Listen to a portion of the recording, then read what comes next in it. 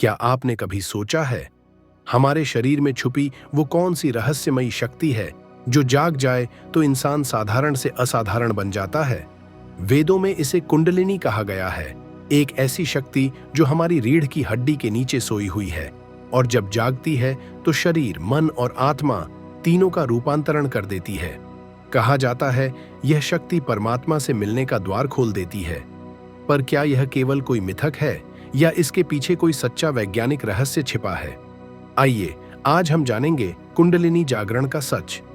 कुंडलिनी क्या है? संस्कृत में कुंडलिनी शब्द का अर्थ है कुंडलित शक्ति, यानी सर्प के समान तीन घेरों में लिपटी हुई ऊर्जा।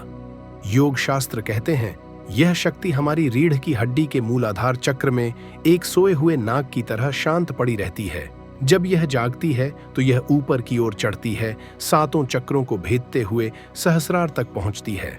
और वही होता है कुंडलिनी जागरण, जब आत्मा की सीमाएं टूट जाती है और मनुष्य स्वयं को ब्रह्म के स्वरूप में अनुभव करने लगता है। 7 चक्रों का रहस्य। कुंडलिनी जिस मार्ग से ऊपर उठती है वो 7 ऊर्जा केंद्रों, चक्रों से होकर गुजरती है। 1 मूलाधार चक्र, स्थिरता और अस्तित्व की ऊर्जा। 2 स्वाधिष्ठान चक्र, सृजन और आनंद का केंद्र। 3 मणिपुर चक्र, आत्मबल और इच्छा शक्ति। 4 अनाहत चक्र, प्रेम और करुणा का स्रोत। 5 विशुद्ध चक्र, वाणी और सत्य की शक्ति। 6 आज्ञा चक्र, तीसरी आंख, ज्ञान और अंतर्दृष्टि। 7 सहस्रार चक्र, परम चेतना, ईश्वर से मिलन का द्वार। जैसे जैसे कुंडलिनी इन चक्रों को पार करती है वैसे वैसे साधक की चेतना ब्रह्मांडीय स्तर तक पहुंचती जाती है। कुंडलिनी का वैज्ञानिक पक्ष। कई वैज्ञानिकों ने इस रहस्य को समझने की कोशिश की है। आधुनिक न्यूरोसाइंस के अनुसार रीढ़ की हड्डी के नीचे का हिस्सा, सैक्रल नर्व प्लेक्सस, वास्तव में एक एनर्जी पावर हाउस की तरह काम करता है।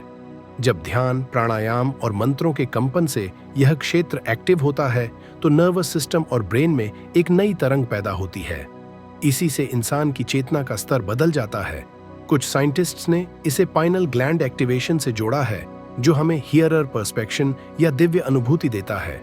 जागरण की प्रक्रिया। कुंडलिनी को जगाना कोई साधारण योग नहीं है। इसके लिए 3 मुख्य साधन बताए गए हैं। 1 ध्यान, मेडिटेशन, मन को स्थिर करके ऊर्जा का मार्ग खोलना। 2 प्राणायाम, ब्रीथिंग, जीवन शक्ति को नियंत्रित करना। 3 मंत्र साधना, साउंड वाइब्रेशन, ध्वनि के कंपन से ऊर्जा को ऊपर उठाना। योगियों का कहना है जब साधक का मन, प्राण और संकल्प एक हो जाता है तो यह सुप्त शक्ति स्वयं जाग उठती है। परंतु चेतावनी, यदि यह शक्ति बिना मार्गदर्शन के जागी तो मानसिक असंतुलन या शरीर में असाधारण परिवर्तन भी आ सकते हैं। इसलिए इसे गुरु के मार्गदर्शन में ही करना चाहिए।